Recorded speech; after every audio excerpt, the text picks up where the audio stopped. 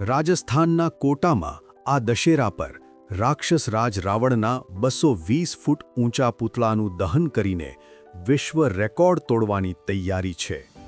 આ દેશમાં અત્યાર સુધીનું રાવણનું સૌથી મોટું પૂતળું છે, જેને રિમોટ કંટ્રોલ દ્વારા સળગાવવામાં આવશે. આ પહેલા 2024ના દશેરા દરમિયાન નવી દિલ્હીમાં અત્યાર સુધીનું સૌથી ઊંચું 210 ફૂટનું રાવણનું પૂતળું બનાવવામાં આવ્યું હતું.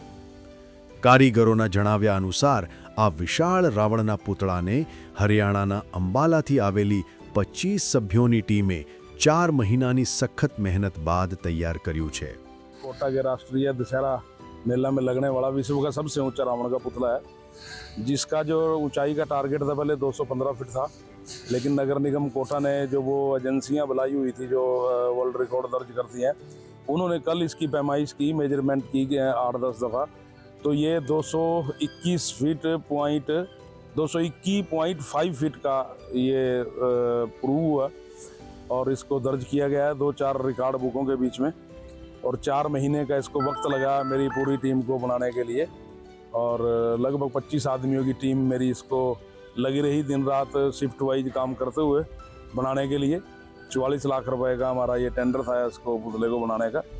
और इसमें जो सामग्री लगी है मुख्य रूप से स्टील इसमें 10.5 टन के करीब लगा है. पूरे पुतले का वेट इसके 13.5 टन है. આ પૂતળું હાઈટેક ટેકનોલોજીથી સજ્જ છે. પૂતળાના ચહેરાને ફાઇબર ગ્લાસથી બનાવવામાં આવ્યો છે અને તેના હાવભાવમાં હિલચાલ પણ જોવા મળશે, જેથી તે વાસ્તવિક લાગે અને કાલ્પનિક ન લાગે. રાવણ દહન કાર્યક્રમ પહેલા પૂતળાને ઊભું કરવા માટે ઇન્દોરથી લાવવામાં આવેલી 220 ટન વજનની ક્રેનનો ઉપયોગ કરવામાં આવ્યો હતો. આ ઉપરાંત વરસાદથી બચાવવા માટે પૂતળાને વોટરપ્રૂફ બનાવવામાં આવ્યું છે.